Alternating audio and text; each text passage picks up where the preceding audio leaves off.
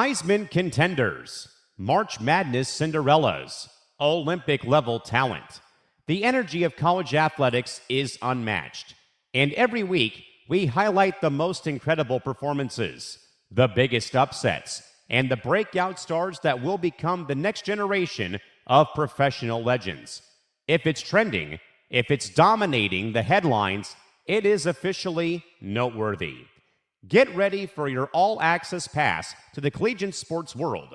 Welcome to Noteworthy in the NCAA, brought to you by the Empty the Bench Network. Now, let's join your host, Will Charlton.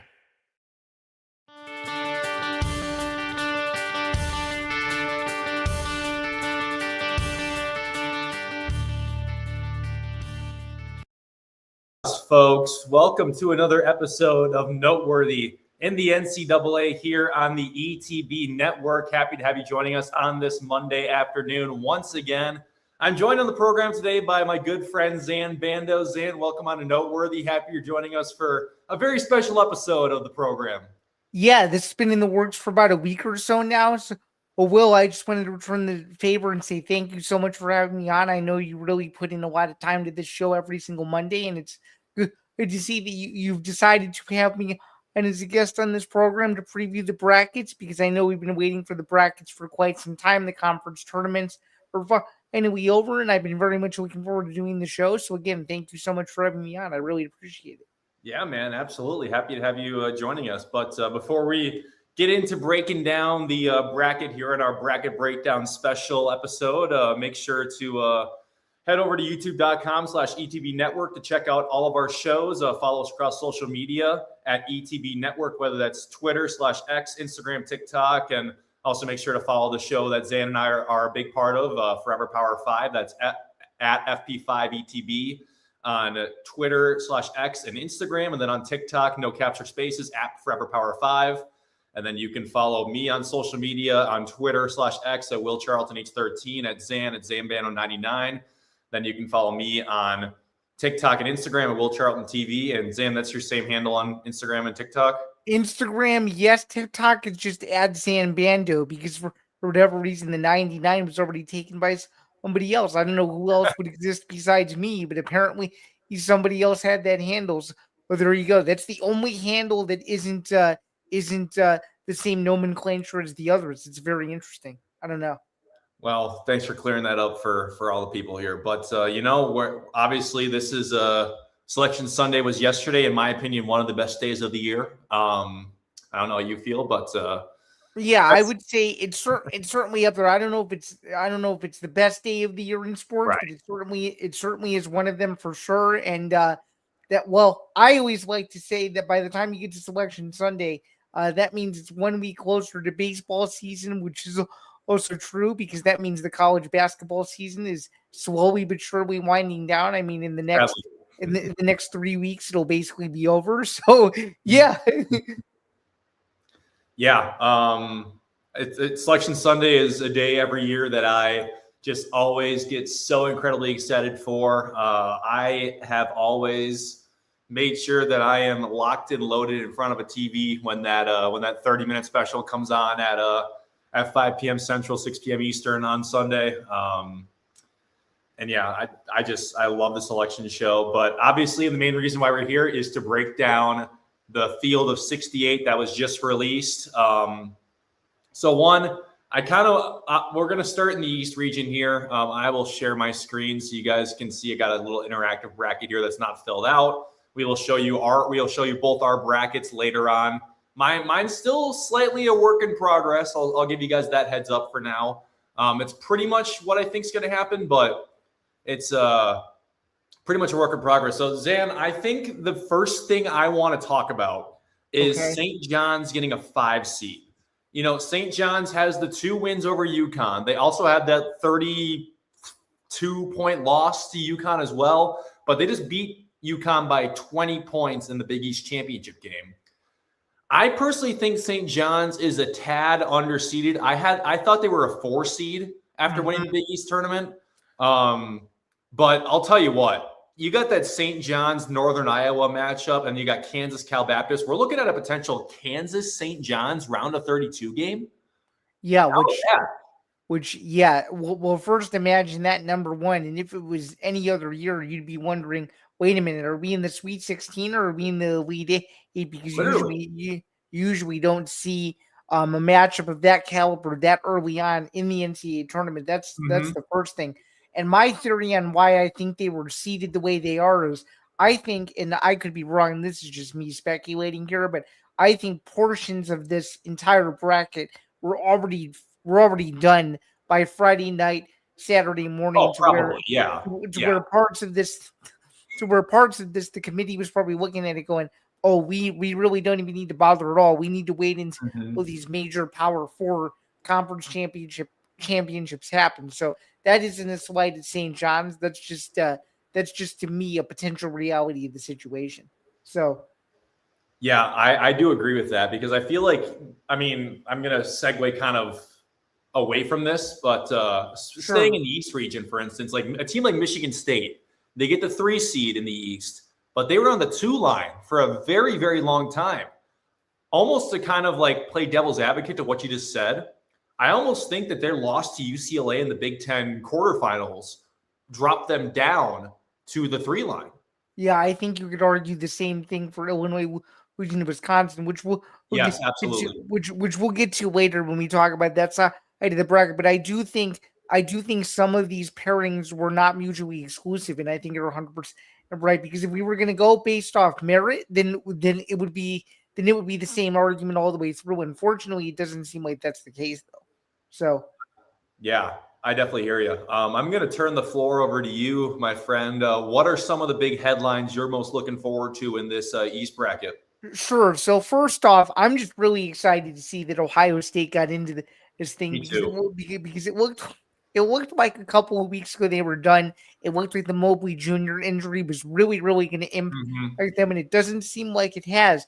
It seems like they've been really, really resilient. It seems like Jay Diebler has had his guys ready to go the last couple of weeks. They gave Michigan one of the toughest games it's had all year, and was very much in the game, and arguably as someone who was for it, arguably I can even certainly that Ohio State had chances to win that game. I just think I just think they ran out of time.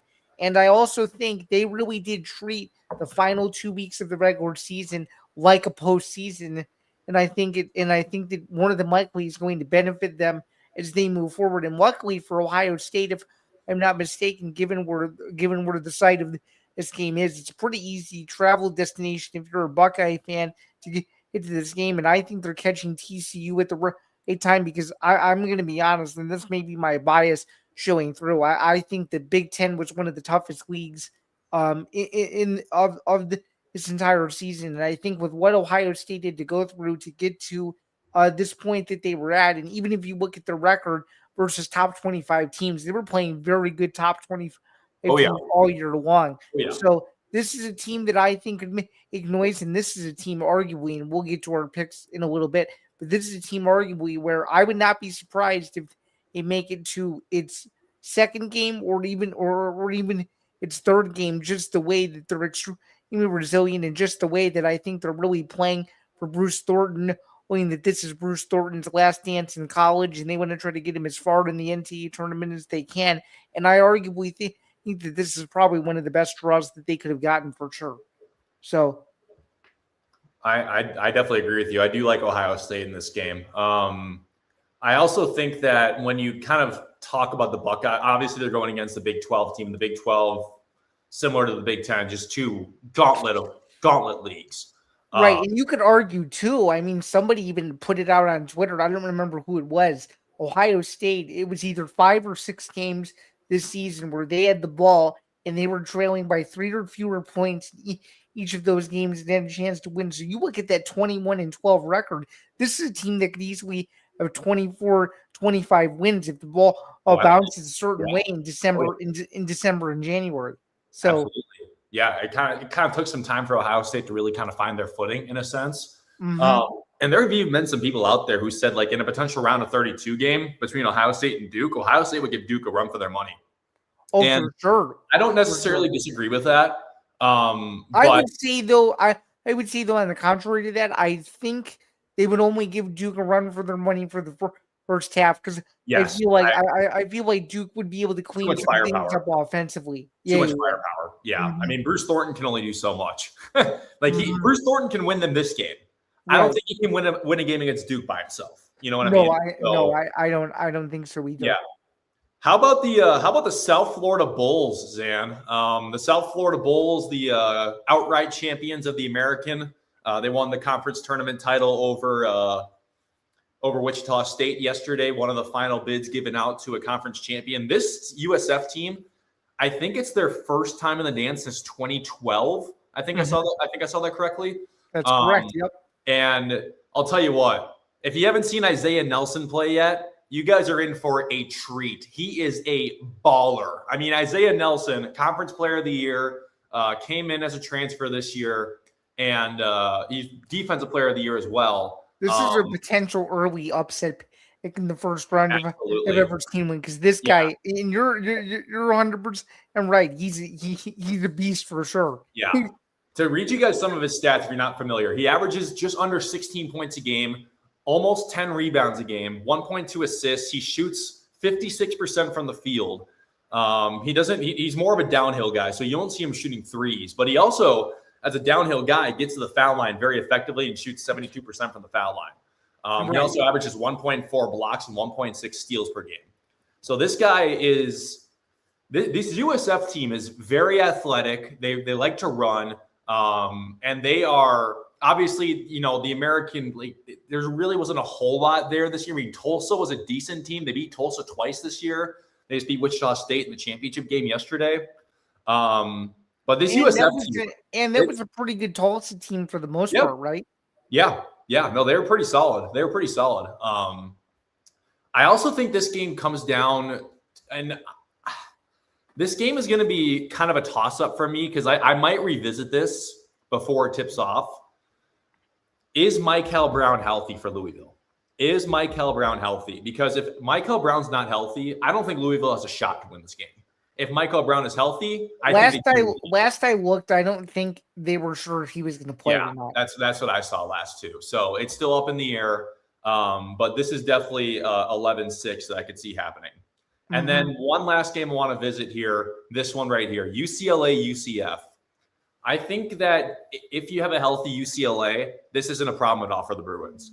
But no, for sure. And as someone who's watched UCLA pretty extensively over the last couple of weeks, I just love what they're continuing to build. And I understand that people are going to hate on Mick Cronin, but my goodness, when his team is firing on all cylinders, they're one of the hardest playing teams in the country. Mm-hmm.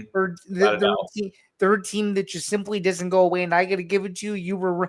You said that UCLA was going to beat Michigan State, and sure enough, they did. I did. Yep. So yeah, get the kudos. Yeah, I almost got. I ended up doing really well in that Big Ten tournament bracket. I picked the final correctly. I didn't pick the winner correctly, but shout out to Purdue for winning the Big Ten championship yesterday. Correct. I finished 11-6 overall. What about you? Oh, because I think it was, so it would have been 13-4. That's pretty good. You were 2 off from a potential perfect Final Four. Yeah, if Illinois knew how to play a lick of defense, I would have had a perfect Final Four. But no, I know. Nick Boyd and John Blackwell happened instead. Yes, sir. Also Nick Boyd. But yeah, so that's kind of the main things I want to touch on in the East. Anything else you want to tackle before we head on to the West? So I just want to tackle this narrative out of the way because I've seen it all over college basketball Instagram, and I'm not sure if you've seen the same thing. Is UConn potentially destined for a round of 32 exit, or do you think that that's a load of baloney? Oh, I'm full against a healthy UCLA. Give me the Bruins. Yeah, give me the Bruins. I just like. The thing about UConn is for some reason, and I don't know what it is about this team this year, it's not the same. It's not the same UConn team. It's just not. No, because they play these games. The 2024 team would destroy this team. Oh yeah, I mean the 2024 UConn team might be the best. I'm going to say it. They are the best college basketball team I've ever seen play live, and that's not even close. Like, I got to be courtside for that 2024 game in the Elite Eight against Illinois. Heartbreaking game because it was just painful that my heart got ripped out of my chest, and I'm sitting there. For sure. But, to see that team live and like just everything about how that team operated was like, holy shit! I mean, as someone who went to the round after that, the Final Four in the national championship, I can attest for sure. Yeah, that team was just. If that team wasn't going to win a title, that would have been the best team to never win a title for sure. Yeah. But they did. That's what Underwood admits all the time about that year's Illinois team is that Illinois was really good. They were Final Four caliber. They just Illinois is a Final Four team in any other bracket that year. Yep, exactly. And they just happened to run into a buzzsaw. That's exactly what he admitted. Yep. So, yeah, UConn will get by Furman. I'm not too worried about that. But it will be pretty fun to see them play a healthy UCLA in the second round if UCLA is healthy. So let's shift our focus over to the West region now. I think the main thing that I want to touch on is, once again, I'm going to look at that 5-12, 4-13 pod right there. Wisconsin High Point, first to 90 wins, by the way. For sure. And 100%. Hawaii Arkansas game. So you got the take the over if you have any doubts. I swear it's going to be set to like 168.5 or something like that. So Wisconsin, obviously a team who, they tend to play up to their competition, but they tend to play down to their competition as well. Like, I will say though that the last few weeks they're playing the way that they should be playing. Yeah, they are playing some damn good basketball. They beat Michigan on the road. They beat Illinois twice, including a game on the road. They beat Purdue on the road. Mm-hmm. They beat Michigan State at home. Mm-hmm. I mean, obviously they had that loss at Oregon, but that just kind of proves that Wisconsin plays down to their competition sometimes. Yeah, and I was almost worried that was going to be their downfall, and sure enough, I was damn wrong about that. Right? So I look at that, and I think that we're going to have a Wisconsin-Arkansas round of 32 game, and that is like a crazy head scratcher. That's what I think too. Both teams, like, they love to be explosive. I also think that's a first to 90 type of wins kind of game too. Arkansas, obviously the SEC champion. Wisconsin lost to Michigan in a heartbreaker in the semifinals. Yaxel Lendeborg hit that game-winning three to send the Wolverines to the Big Ten title. After Nick Boyd sunk a three with like 20 seconds left to tie it or something like that. Mm-hmm. And they also had to overcome their second 13-plus point deficit in a row in order to make it happen. Austin Rapp just, I don't even know what to call. I mean, he just became inhuman. Like he literally became just an automatic machine gun from distance. It was unbelievable watching the 5 made threes in a row or something like that. It was 5 in a row. Yeah, it was unbelievable. You were there for that game, right? So it's funny. It's funny you say that. I sat out Saturday and didn't go to any of the Saturday games, but I did go Thursday, Friday, Sunday though. Okay, gotcha. Mm-hmm. Yeah. That game was unbelievable regardless though. So, well, speaking of the Big Ten champion, how about the Purdue Boilermakers? They won 4 games in 4 days of the Big Ten tournament, beat Northwestern, crushed Nebraska, beat UCLA, not very healthy UCLA because Dent got hurt and Bilodeau didn't play in that game. Right. And then they beat Michigan relatively handily. I mean, they were kind of in control for a lot of that second half against Michigan. I would say so too. I think their paint presence was huge, and I think now that they're actually playing Oscar Clough, they look like a totally different offense because he is unbelievable. I will say this though: the last time Purdue won a Big Ten tournament, they lost in the first round. I know. What are your thoughts on Purdue right now, Zan? Well, my thoughts on Purdue is the ceiling is as high as they can take it. Absolutely, I agree. The ceiling is whatever they truly want it to be. And Painter has admitted the last few days that he really likes the way his team has taken a kind of like an ownership approach to where he kind of stays out of the way and they manage everything because they know is because they know what he wants out of them on a day-to-day and a night-to-night basis. So I think he knows that this team knows what their ceiling can be, and they also know that obviously TKR and Braden Smith, that they're pretty old and they only have so much time left. So they know that the deeper run they have, they know that their legacies are going to be cemented and stuff like that. So it's very interesting. I do think this is a good draw, and I do think draw for him. And I do think, as heartbreaking as it is for me to say this because it really pissed me off, I do think the St. Louis contingent of Purdue fans is really going to help, and that's gonna feel like a southern version of Mackey Arena in the Enterprise Center in a couple of days. That's for sure. Totally. Yeah. I mean, you look at the stat comparison right there. It's not even close. I mean, shout out to Queens, though. It's their first ever time they're making the NCAA tournament. They won the Atlantic Sun Championship. I will say they had to overcome the 48 points from Central Arkansas. The Cameron Hunter scoring 48 in the A-Sun title game against them. Yep. And they still won somehow. It was unbelievable. They still got it done in overtime. Yeah, that was a phenomenal game.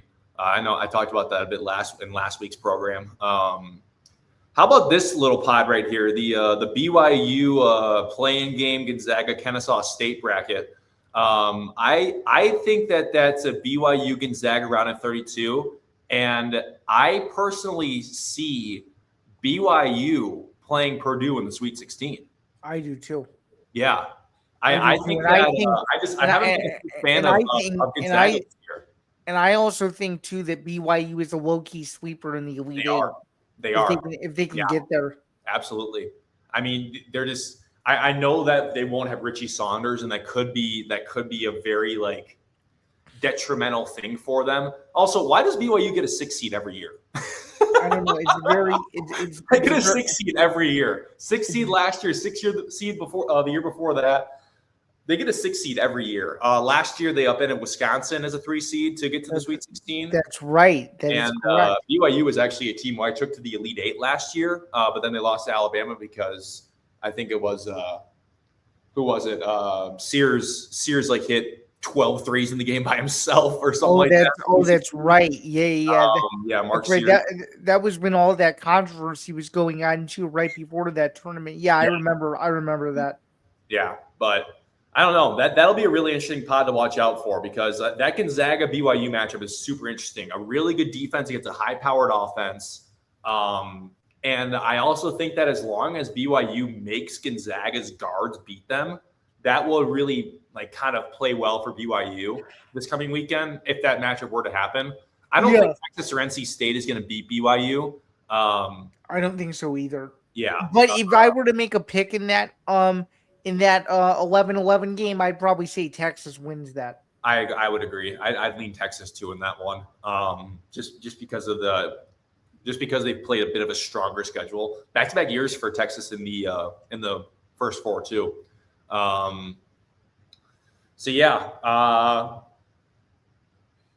Anything also to go kind of piggyback to the Wisconsin High Point matchup here.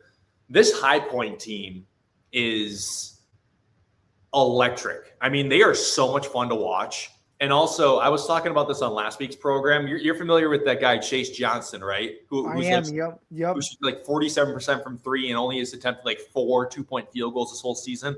Mm-hmm. Yeah, that guy. This could be a Chase Johnson Nick Boyd shootout. Oh, it probably will be. It probably will be. I mean, this might be the most exciting opener out of all of them. Maybe. I'll tell you what, Wisconsin, they get a lot of 5 seeds. It feels like, and they. And a lot of people think all the time. This draw is terrible for them. Yeah, and a lot of people think it's a disrespect factor almost every single year, or just not looking at Wisconsin's metrics in the same way that people should. Because last time Wisconsin got a 5 seed was 2 years ago. They lost to James Madison, that 30-win James Madison team. After Wisconsin had gotten to the Big Ten tournament, had won Big Ten tournament title, had won 3 games going into that final game where they lost to that Illinois team we were talking about not that long ago. And then they get upended by James Madison because they were playing some really good basketball. I believe they had taken down the Zach Edey Purdue team, which went to the national championship that year. That's right. I remember that. And they got to the Big Ten title as a 5 seed. So because if you think about it, in theory, Will, Purdue could have 3 Big Ten tournament titles in 5 years, but they don't. Mm-hmm. With the other one being, of course, the epic 2023 game when he took down the hottest 10 seed I've ever seen in Penn State. Oh my goodness, yeah, that Penn State team was they were fun to watch. I mean, it pained me because I was at the game where they beat Illinois in person. I was too, and it pained me to watch that. But that Penn State team was fun. I mean, Andrew Funk and Jaden Pickett. Pickett.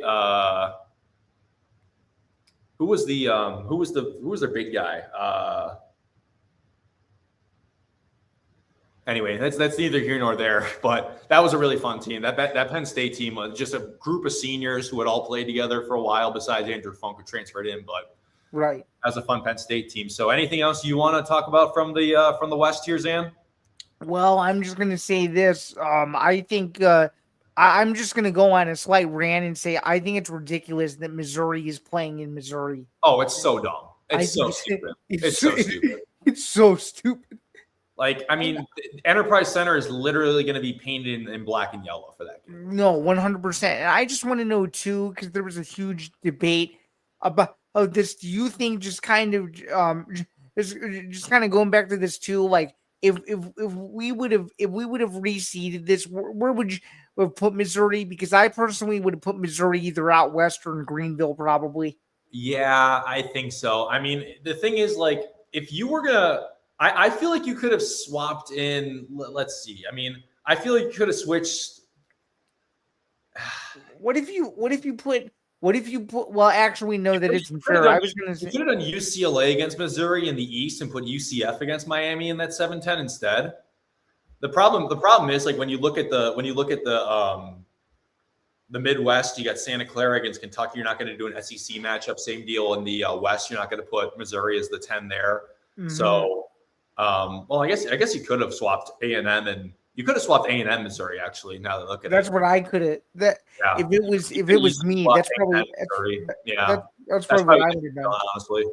Mm-hmm. So, yeah, I think it is quite stupid that Missouri gets to play essentially a home game. It'll be a home game if they beat Miami against Purdue as well. It really will be, but Purdue fans travel really well, so I'm sure that would be half filled with Boilermaker fans, if not more Boilermaker fans than Mizzou fans. 100%. I just think, I mean, hey, I don't mean to be that guy either, but like, do you think it's a little bit unfair that Michigan State has to play well out of East Lansing when they can't play in St. Louis or something like that? Because I just feel like this proximity rule is either being like extremely violated or just not being taken into account at all. Because some of these teams in these locations as to where some of these games are, to me, just don't make any sense. Where's the Michigan State North Dakota State game at? I think they're in Buffalo or Philly. I can't remember. I think they're in Buffalo though. Sounds right. That sounds right. I mean, that's not too far from East Lansing though. No, but you know, it's more just like an obscure location. Like, do people really want to fork that to go up to Buffalo for only maybe a game or 2 games? But then again, though, a lot of these passionate fan bases travel really well. Yeah. So there will be a lot of green and white at their first round games. So yeah, we will come back to that bracket in a bit to give our picks. Let's head down to the South, where the Florida Gators are the number 1 seed. They're number 1 seed once again, after being the national champion a season ago. Their first round game is against the play-in winner between Prairie View A&M out of the SWAC and Lehigh out of the Patriot League. I think it's probably going to be Florida versus Lehigh would be my guess. I couldn't tell you. I didn't watch any. Well, I did watch the Lehigh versus Boston University title game. I didn't see Prairie View A&M's game, but I'd probably pick Lehigh to win that game, I guess. Clemson, Iowa 8-9 matchup. Let's start there. I think that's a pretty fun matchup on paper because Clemson is this is actually like going to be a defensive battle and kind of on the contrary to like a Wisconsin High Point. I saw a tweet that said this is the first to 60. I'm like, yeah, I don't disagree. I mean, both these teams play at a very slow pace. They love to set up half-court offenses.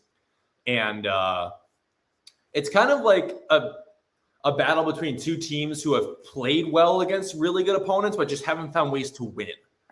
Clemson had that, like, what was it? They had won like 15 straight ACC road games or something like that before they lost to was it Stanford they lost to on the road? It's either Stanford or Florida State, but I don't remember now. I know they lost to Duke on the road too, but who didn't lose to Duke on the road this year?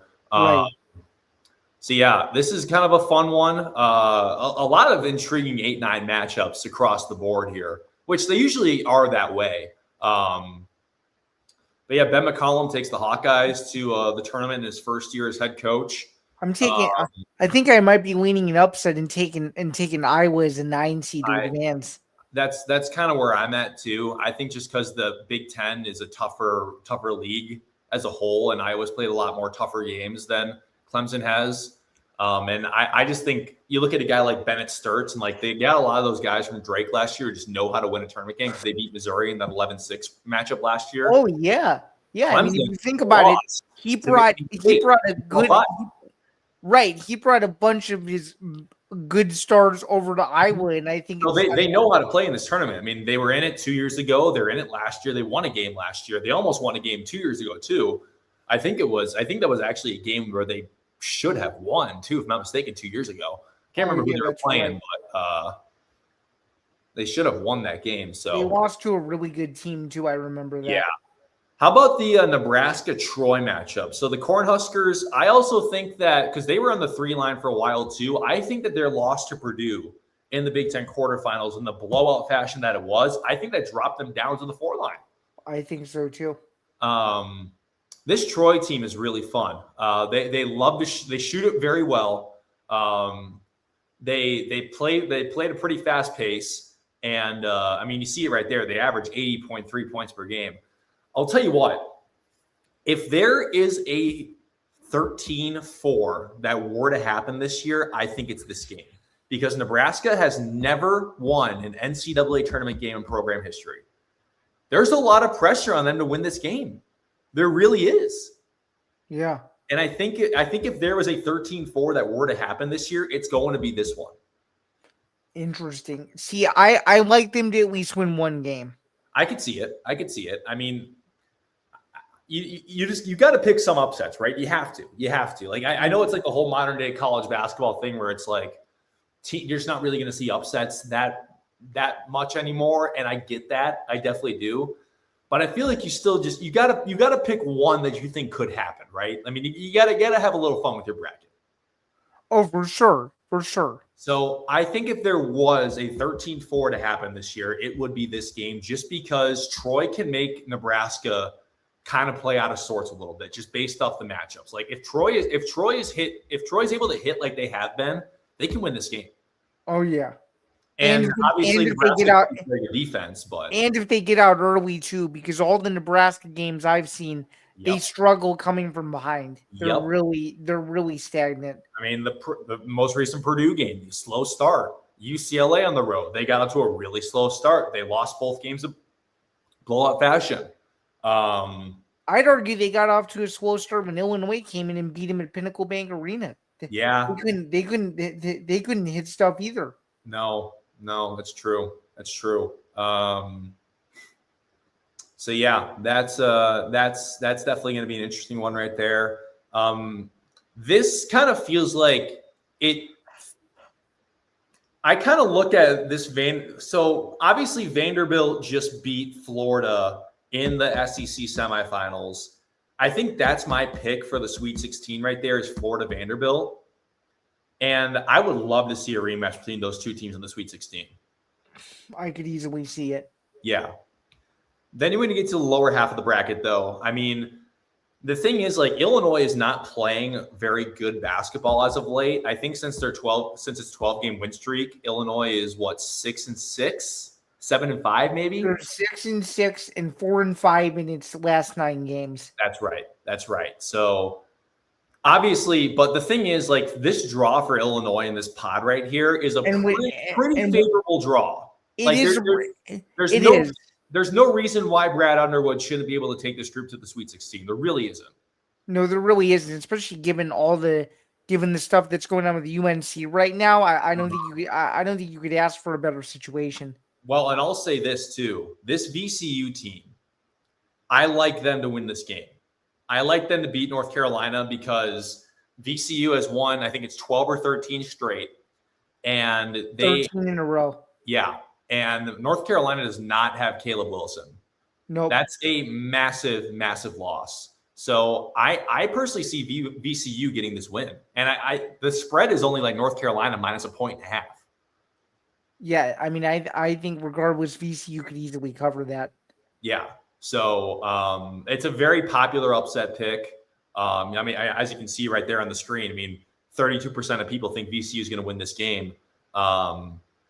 Obviously, you see that versus top 25 mark right there, 0-3. But North Carolina is not a top 25 team currently. So their net ranking has them in the top 25. But I don't know. I think that I think VCU, just how they're playing right now, it's hard to see them. It's hard to think they wouldn't win this game against a non-healthy North Carolina team that doesn't have their best player. Yeah, I mean, at the very least, Will, even if UNC wins this first game, I don't see them winning their second game. No. So, I mean, Illinois is going to match up well against either of these two teams in the round of 32. Like we were both saying, I mean, Illinois should have a clear path to the Sweet 16. They should. So there is zero reason why Illinois should not be a second weekend team. Zero reason. Because I think Illinois, out of all the 3 seeds, probably got the most favorable draw that a 3 seed could have to get to the Sweet 16. I think so too. So I'll say that. And Brad knows how to beat Fran because he's done it so many times. Right. But the one interesting thing about this Penn team, though, obviously you see the record. It's not great by any means. TJ Power scored 44 and 14 in the Ivy League championship game yesterday, including hitting back-to-back 3-pointers that sent the game to overtime. I mean, that guy was just feeling it. So, like I said, I don't necessarily think that this is going to be a close game. I mean, Illinois should, on paper, win this by the spread they're fair by. I think it's 24.5 right now. Yeah, 24.5. They probably should win by at least that margin. I mean, there's a reason they're favored that much. I mean, Illinois on paper is. You would hope so, but wouldn't you agree that Illinois is very shaky ATS? Yes, so very. And the defense is very concerning. I mean, the defense that they're showing lately is very concerning. Mm-hmm. So I don't know. I mean, it's a very favorable draw for Illinois, but it's also a very quick turnaround. They thought they'd be playing Friday, Sunday. Now they're going to have to play Thursday, Saturday, and figure it out. So. Yep, very true. That's the last game on Thursday night in Greenville, Illinois Penn. But in general, Zan, I think this South is Houston's bracket to lose. I do too. I mean, Houston just. I think it's going to be Houston, Illinois in the Sweet 16 with Houston beating Illinois. Me too.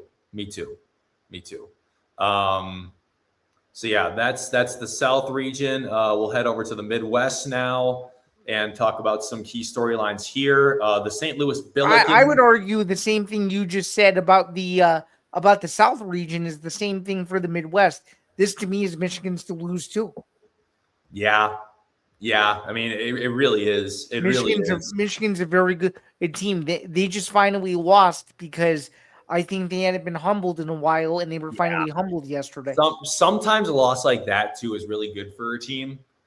So and I was going to say too, Adai Mara and Namari Burnett yesterday, speaking to the media, were in agreement that they still have a chance to go 3 for 3. They won the Big Ten regular season title. They got to the Big Ten tournament game, and now they still have a chance to go to the Final Four. And he believes that this loss is the wake up call that they needed to try to go on a run. Mm-hmm. So Yeah, I get that for sure. They play the winner of the UMBC versus It's Howard. Howard. Yep. I didn't mean to do that. So yeah, Michigan will play Michigan. We got an app. Hold on. Let's get rid of that. Yeah, so Georgia St. Louis, the 8-9 matchup, another very intriguing 8-9 matchup. The Billikens have had a really, really fun year. They just obviously got upended on a buzzer beating tip-in from against Dayton in the A-10 semifinal. Extremely controversial ending, was it not? It was very controversial. It was a really fun ending though, because Dayton hits a 3, Robbie Avila comes back and nails a 3 to retake the lead, and then they lose on that tip-in. But yeah, Georgia St. Louis will be a fun 8-9. Here's another game that's really intriguing, Zan. Texas Tech and Akron. It's hard to pick against John Gross. He always has these teams in the tournament every year. And I'll tell you what, Texas Tech is obviously without their best player, JT Toppin, and Christian Anderson. His health we're not sure what's going on with him too, because he had that slipping injury where he slipped on that LED hardwood floor, which is so stupid, by the way. That Big 12 glass floor thing was so stupid. Agreed. Well said. So stupid. So dumb. Christian Anderson got hurt, and we're not really too sure like what's going on with him. That's funny that they have Toppin listed as a key player when he's not even going to play. I know, right? I know. What? But I'll tell you what, Akron only lost one game in conference this year, and it was to Miami. So that was a regular season game where they actually almost beat them too. It was a really close game. And then they run through the MAC tournament. They win on that crazy shot. That was the buzzer beater. Not the buzzer beater, but the NBA range 3-pointer that guy hit. I'm blanking out his name right now, but then Toledo goes back down the other court, back down to the other end, and misses a 3-pointer of their own. But yeah, Akron. This is the third straight year John Gross has had Akron in the tournament, and I think that if you were to pick a 12-5 this year, this is the one to pick. Yeah, I think so too. And if they're going to carry Tavari Johnson, who, by the way, was an Illinois prep stud before getting to Akron, this is the year. This is the year to do it, I think. So, yeah. So Texas Tech without Christian Anderson, without JT Toppin, it's hard to not pick Akron in this game. I like the Zips. The Zips are really fun to watch. They're a good team. They're a really good team, and they know what they've played in the tournament. They fell short the past 2 years, obviously, but they've got the highest seed they've ever had this year. I think they were a 14 the last 2 years, if I'm not mistaken, or a 13, but they're 12 this year. So the Akron Zips are have a pretty favorable draw there for a 12 seed. they sure do. How about the Kentucky-Santa Clara game, Zan? Yeah, this one, I'm not really sure how to read it just because I haven't really watched Santa Clara all that much. But I do trust that I think Pope will have his guys ready to go. That's what I think. He usually does. Usually the first 2 rounds, at least in his tenure so far, have been their sweet spot. It obviously was the sweet spot for them last year when they beat Illinois to eliminate Illinois, and I think it was the round of 64. But nonetheless, though, it should be an exciting game as long as they continue to shoot well, because when this Kentucky team is inconsistent, they're really inconsistent. So I don't know. What do you think? I kind of like to lean Santa Clara in this game just because, like, obviously, I mean, look at this injury report right here. Like, Kentucky's been dealing with injuries, and Santa Clara is a team that can expand the floor pretty well. I mean, they got good guard play. They're a tall team. They like to run the pace a little bit. They've beaten a team in St. Mary's who is a 7 seed already twice this year. So if you compare like 7 seed to 7 seed, I know it's kind of an unfair comparison in a sense because they're very different teams, but Kentucky is by no means a team that's impossible to beat. I mean, they have had some really head-scratching games this year, really head-scratching games. Yeah. And I think that Santa Clara making the tournament for the first time in like 30 years or whatever it was, when Steve Nash, his last year at Santa Clara's last time that they made the tournament, they get that large here. And I think Santa Clara is a team that could definitely get this win here. I really do. We shall see. It could be one of those popular 7-10 upset picks. We shall see. It definitely is. But yeah, this just feels like it's definitely Michigan's bracket to lose. So I think that that kind of tackles everything that we need to talk about on that front there in the Midwest. Unless you got any other storylines you want to discuss before we. I got one more. Miami of Ohio. They make the tournament. I mean, they go 31-0 in the regular season, and they weren't even last team in. I just think it's so disrespectful either way, though, that they have to play in a play-in game. I think it's stupid. Yeah, it is. But at the same time, when you look at the resume, they hadn't played a quad one game the entire year. They get their first quad one opportunity against SMU. By the way, that game in Dayton for them, that playing game, it's going to be a home game. Like Oxford is only like 50 minutes from Dayton. Yeah, so that's going to be a home game for them. Yeah. That's going to be an unbelievable atmosphere. Yeah, that's going to be fun to watch. That's one of the games tomorrow night. First four action. We got Miami of Ohio, and then I can't remember what 16 seed game is tomorrow night, but regardless, yeah, there's two games, first four games. It's the UMBC game tomorrow, I thought. Okay, UMBC Howard, gotcha. Mm-hmm. So yeah, UMBC Howard, and then Miami of Ohio against SMU. I'll tell you this, though, Zan. Unfortunately, I do think this is where Miami's run comes to an end. I do think SMU is going to win that game. And I do think SMU is going to go into the first round and beat Tennessee. Really? Yeah. Interesting. Okay. You see, I have Miami of Ohio winning that play-in to officially go into the NCAA tournament. That'd be sweet. That'd be really cool for them. Really cool for them. But yeah, I think that SMU is, they're favored by 8.5 points for a reason, I think.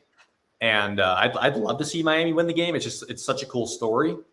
It would be kind of a shame though if Miami goes back-to-back losses after the 31-0 regular season, wouldn't it? Yeah, that would be a shame. That would ruin the end of the future 30 for 30 documentary. I'll tell you that. I know, yeah, but still, they've just been a phenomenal story. I think one of the coolest in college basketball this year. So, Miami of Ohio, they make the tournament correctly. So, let's before we give our official brackets, let's talk about some sleeper teams. Let's talk about some teams who may not kind of be, popular picks to go on runs, but definitely could. I'm going to start with a healthy UCLA, Zan. I think that if you get UCLA healthy, they can beat UConn, and then we'd have a rematch against Michigan State potentially that we just saw in the Big Ten tournament where UCLA beat them. Who's to say UCLA can't win that game as well? UCLA is a 7 seed, has a path to the Elite Eight, in my opinion. 100%.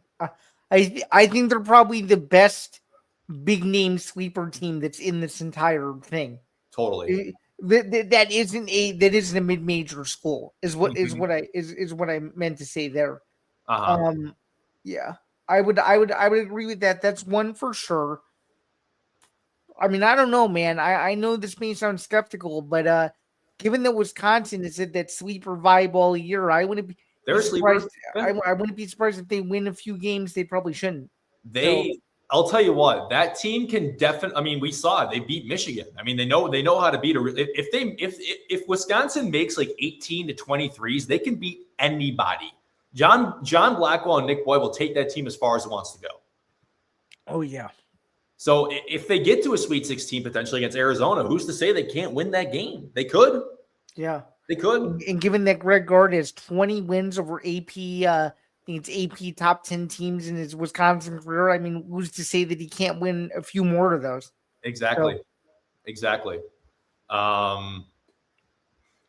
One other team that I kind of have my eye on is who was I going to say? What was it? I think it was SMU. I'm pretty sure it was SMU. Yeah, I think it was SMU. Just because of the pace of play and Boopy Miller. I mean, I think that if you get like an SMU Virginia ACC matchup, if I'm not mistaken, they've played some close games this year. I want to find the last time they played Virginia. So SMU only lost to Virginia by 4 when they played this season. Okay, that's pretty solid. So like if you find a way to have that 11-3 in that second round game, you never know. Virginia is a pretty good team. Virginia's a pretty good team, but I think they're not vulnerable by any means. Right, exactly. And then like a team like St. John's too, for instance. I mean, I know it's like we're kind of sticking with this whole not so sleeper kind of narrative, but it's kind of hard to. I mean, I would argue, and this may be a stretch, but I would say if Ohio State wins that first game, and it's very impressive, who the heck knows, man? I mean, as we said at the beginning of the stream, Ohio State can go as far as Bruce Thornton wants to take them. So that's true. And Duke by no means is not impossible to beat. I mean, Virginia almost got him in the ACC tournament. Florida State was a shot away from getting him. Yeah. So I don't know. Wasn't just a shot away from getting him. They were beating him at one point. They were. I think they had a double-digit lead too, if I'm not mistaken. Up by 12, I think, with 6 minutes to go. And then how about this? I'll go back to South Florida. I think the way the Bulls are playing right now, like. I mean, hey, would it not be a classic Izzo thing for them to lose to a team like that, though? It could be. I mean, because Izzo even admitted it to them. I don't know if you've seen this clip. It's gone viral. He goes, "This field is so crazy that we are either getting knocked out in the first weekend, or we have a chance to go to the Elite Eight or the Final Four." That's what he said. So yeah. So all right. I'm going to remove. He seems to be prepared for anything. Is my overall point. Yeah, so, I could see South Florida make a little Sweet 16 run too. I mean, how about a South Florida UCLA Sweet 16? Be pretty wild. That'd be awesome. Yeah. I'd want the over in that one for sure. So. Yeah, no kidding. So it's time to talk upsets, Zan. Give me the teams you think that aren't favored that are gonna go at least win a game. Okay, so this is good that you've mentioned this. So I do think from a seeding standpoint, I do think Iowa wins a game in this tournament. So that's one. I think Akron is my 5-12 upset in the first round. 5-12 as well. And I actually think St. Louis knocks off Georgia to play Michigan. Me too. I got that one as well. And I know you don't agree with this, but I think whoever wins the Miami, Ohio, SMU, well, you don't agree with part of this, but you agree with the other part. I do think whoever wins the Miami, Ohio, SMU game is gonna beat Tennessee in the second game. I don't disagree. I do think that if it's Miami, I think they fall just short. But those are my 3 key upsets in the opening round. At least. And also, I know you might hate this, but I actually think Missouri takes down Miami in a de facto home game. Really? Okay. Mm-hmm. Yeah, okay. I do. Yep. Miami's been playing some pretty good basketball, though. Yep. That's true. All right. So but Missouri did play a gauntlet of an SEC schedule where they did play really well in the second half of the year. This is true. It's almost like after they were humbled by Illinois, they were a totally different team. So, yeah. By the way, we have the same national champion, my friend. We do not actually. Oh, really? What was that? Oh, keep going. Sorry, my bad. We'll get into that in a minute, but my upset picks. I'm going to start in the East. I do have South Florida for now beating Louisville. Okay. That's my one upset in that bracket, the 11-6.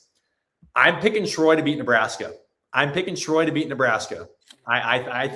think the way Nebraska's playing right now, I'm not very sold on them. So I have to know if Troy beats Nebraska, is the loss going to fall on Fred Hoiberg? That's my only question because It has to. It has to. Because if you go back to his Bulls tenure, he would lose a lot of Bulls games because it was based on what he did. So I think just because he's not used to coaching the tournament. I mean, obviously he was very used to it at Iowa State before, but yes, he was very used to it at Iowa State. Yeah, yep. I think that I think Troy is going to beat Nebraska. That's my 4-13 pick. I got BC beating North Carolina. I could easily see it, but I actually disagree with you there. I do think it's going to be North Carolina, Illinois, with Illinois winning that. I got Santa Clara beating Kentucky. I got SMU beating Tennessee. I got Akron beating Texas Tech, so we got that same 12-5. Yep. And then I got St. Louis over Georgia as well. I got BYU over Gonzaga in the round. I do too. Yep. And then I got Utah State beating Villanova. I think Utah State's favored in that game. So, by the way, not to tease it too early, but I not only have BYU beating Gonzaga, my friend, but I have BYU upsetting Purdue in the next game. Oh, okay. Yep. All right. And I have BYU falling to Arkansas in the game after that. Falling to Arkansas. Wow. Mm-hmm. Wow. So you got Arkansas beating Arizona. That would be correct. Yes. Wow. Okay. Yeah. I also got a UCLA a healthy UCLA. If they're not healthy, I'm going to change. And I'm going to tell you why. It's because Arizona has not made the Final Four since 2001. It's very fair. Very fair. I have not solidified my national championship picks yet, but okay. Can I give you my Final Four? I can pop it. Your bracket is on the screen, my friend. Go for it. Sure. So my Final Four may be a surprise to some, but I do have. It's going to be unless I'm reading. Do I have to go further out? I don't know if I have to go further out. Hang on. I think you can scroll down. Yeah. Here we go. So this is my Final Four. We have some chalk here. We have a 1 versus a 2 and a 1 versus a 4. Duke and Michigan in the national championship, with Duke cutting down the nets in Indianapolis. In the Big Ten drought, moves to 27 years in a row. Wow. So there's your Final Four. All right. Yep. I have Arkansas making a very exciting run. Wow. To the Final Four. Me personally, I got Wisconsin beating Arkansas. Wisconsin going to the Sweet 16. Okay. All right. Here is mine. So I got Duke and Arizona representing in the Final Four, and then I got Houston. Actually, here's another upset I got. I got Vanderbilt beating Florida in the Sweet 16. Okay, very interesting. I got Vanderbilt once again beating Florida in the Sweet 16. So I got Houston over Vanderbilt, and then I got Michigan over Iowa State in that bracket. Pretty chalk on that side for me in the Sweet 16. But for now, and I'm on the fence about this. This is not solidified yet. Okay. Because last time I picked Arizona to win the national championship, it bit me in the ass. So they lost. They lost in the Sweet 16 last time I picked them to win the national championship. Well, didn't you pick them in 2023 to win the national championship? If I remember. Yes, and they lost in the Sweet 16. That's right. Yep. I have a good memory. Yeah, I do remember that. I just don't see how Michigan doesn't go to the Final Four. I really don't. Yeah, but I love this Arizona team this year. I think Jaden Bradley's leadership is going to be able to push them above with the young guys they got.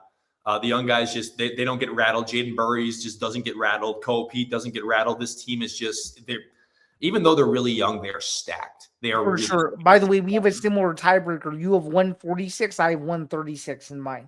There you go. Yeah. So yeah, as of right now, and I might change this. I might pick Houston beat Arizona. I haven't solidified that yet, but for now, I do have the Arizona Wildcats winning the national championship this year. Very interesting. But yeah, it should be a fun tournament overall, but at least we can both agree that the Big Ten drought will continue.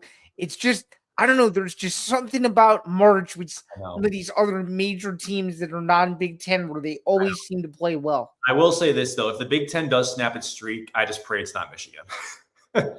I pray it's any team but Michigan. Honestly, I'd be okay. Well, I hate to say this because technically we should hate on these guys, but you really can't with the way that they've been playing. If it somehow ends up being Purdue, I won't be that. I won't be mad either. I won't be mad either. No. Yeah. I mean, to have the Big Ten champion win the whole thing, I mean that would kind of make a whole lot of sense. So that'd be really cool. But that pretty much wraps up our bracket breakdown here today. Zan, any final thoughts? Well, first off, enjoy the games. Get your brackets in if you haven't already. You only have a few more days to do so. The tournament challenges are heating up. And, Will, I don't know if you joined, but we have our own ETV network bracket challenge as well. So a bunch of us are joining that. So it should be really exciting. Yep. And I'm also in a few buy-in leagues too, so it should be interesting. Yep. By the way, just as a reminder, as of 2 years ago, going into the second weekend, if you recall, because my Instagram was going crazy at this point in time, going into the second weekend, I was 92 out of 8 million. So really, wow, yeah, I was 92 out of 8 million, and I think it was a 13-4 that did me in. That had me lose, but. In the other bracket that I had that year, I did correctly predict UConn to win the whole thing. There you go. Let's see what happens. I've never had a perfect bracket. The closest I've ever come was maybe, I don't know, 10 or so years ago where I missed like 4 of them out of the 64. But I've come close. Really quick before we go, how closely have you come to having a perfect bracket? Oh, I mean, or at least a perfect Final Four. Have you ever had a perfect Final Four? Well, so last year I picked Florida correctly, but I didn't pick Duke to make the Final Four, and I didn't pick Houston to make the Final Four. Okay. So I did pick Florida. No, I had Florida over Duke in the championship. I didn't pick Houston to make it, and I didn't pick who was the other one? Auburn. I didn't pick Auburn to make it. I had I messed up because I had Michigan State. I've ever been was when, let's see, I'm pretty sure 2019 was my best bracket I've done because I had Michigan State in the Final Four. I don't know. Duke or no? There's always something like for me in my case that like just kind of spirals completely haywire. So yeah. I've never really had like a great bracket, I don't think. Okay. Unfortunately. I like to think I know a lot about the sport, but I can't ever like pick a really good bracket. Did you have Duke playing Michigan State that year or no? Yes, I did have Duke playing Michigan State in the Elite Eight that year, and I picked Michigan State to beat them. So I did have that correct. But okay, very interesting. Yeah.